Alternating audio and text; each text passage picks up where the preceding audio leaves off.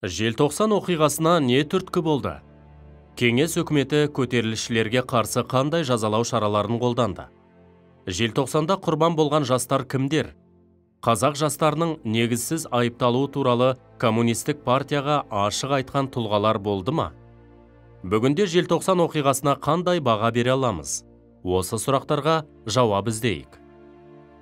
Желтоқсан оқиғасына не түрткі болды? 1986 жылы 16 желтоқсанда Қазақстанды басқаруға өзге ұлт өкілі сайланды. Бұған наразы болған қазақ жастары 17 желтоқсан күні Алматыдағы орталық алаңға жиналып, әр республиканы өз көсемі басқарсын, ешбір ұлтқа артықшылық берілмесін деген талап қойып ұран көтерді. Жастардың ойында кеңес өкіметіне қарсы көтеріліс жасау болған жоқ еді. Олар тек орталық билікке қарусыз өз наразылықтарын білдірді. Кеңес өкіметі көтерілісшілерге қарсы қандай жазалау шараларын қолданды?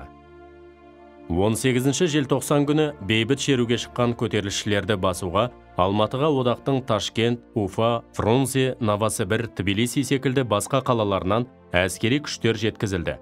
Олар Бұрқасын 86 операциясы бойынша алаңға шыққан жастарды жазалау шараларын жүргізіп, су бүркіп, итке талатып, түрмелерге қамады.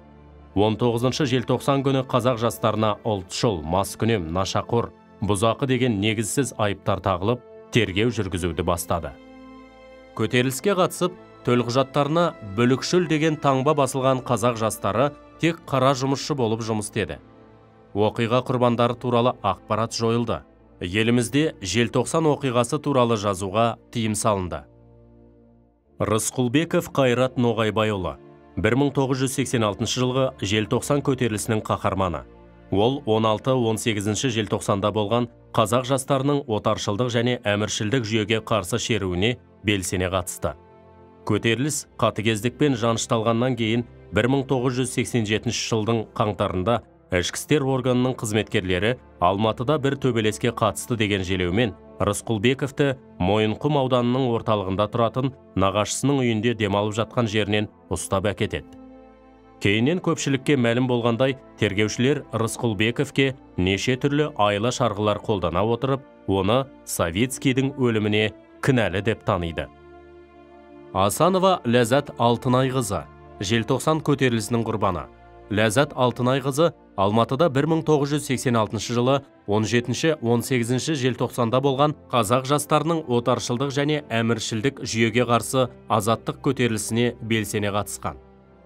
Орталықтың билеп төстеушілігіне наразылық білдіріп, қаладағы жаңа алаңға, қазіргі республика алаңы алғашқы болып шыққан Ләззат Асанова ереуілшілер қатарында қазақтар кіріптарлық құлдықта өмір сүргеніміз жетеді. Біз еліміз тәуелсіздігін жеңіп алған кезде ғана азат бола аламыз деген ұранмен шықты. Сыпатаев Ербол Мұқажанұлы 1986 жылғы желтоқсан көтерілісінің құрбаны. 1986 жылы 16-18 желтоқсандағы көтеріліске белсене қатысады. 18 желтоқсан күні ауыр жараланып, ауруханаға түсіп, 23 желтоқсан күні қайтыс болады. Қазақстан тәуелсіздік алған соң ғана Сыпатаев жөніндегі шындық айтыла бастады. 1986 жылғы желтоқсанның алғашқы құрбандарының бірі болған Сәбира Мұхамеджановаға 2001 жылы Тарбағатай ауданының құрметті азаматшасы деген атақ берілді. Қазақ жастарының негізсіз айыпталуы туралы коммунистік партияға ашық айтқан тұлғалар болды ма? Мұхтар Шаханов 1989 жылы Кремльде сөйлеген сөзінде Алматыдағы желтоқсан оқиғасы жайлы шындық айтылмай келеді. Бейбіт шеруге шыққан жас жігіттеріміз бен қарагөз қыздарымызды ешбір жарлықсыз сапер күрегімен, шоқпармен ұрып, итке талатып, керзетікпен тепкінің астын алды. Әлі күнге дейін бейбіт шеруге шыққан шерушілердің қаншасы жарақаттанып, қаншауының қайтыс болғаны жайлы ешқандай нақты ақпарат айтылмай келеді. 2000-ға жуық адам қамауға алынды. Оның көпшілігі ұзақ мерзімге сотталды. Мыңдаған адам оқу орнынан шығарылып, жұмыстан қуылды деген де дерек бар. Бірақ нақты ақпарат жоқ.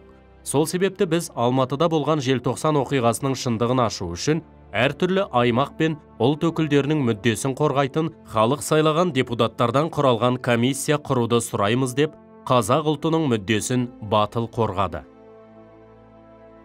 Бүгінде желтоқсан оқиғасына қандай баға бере аламыз? Қазіргі таңда желтоқсан оқиғасы тәуелсіздіктің бастауы деген тұжырым айта аламыз. Себебі, тәуелсіздікке ұмтылған қазақ жастары кеңес өкіметіне қатысты ой пікірін ашық айтып, бейбіт шеруге шықты.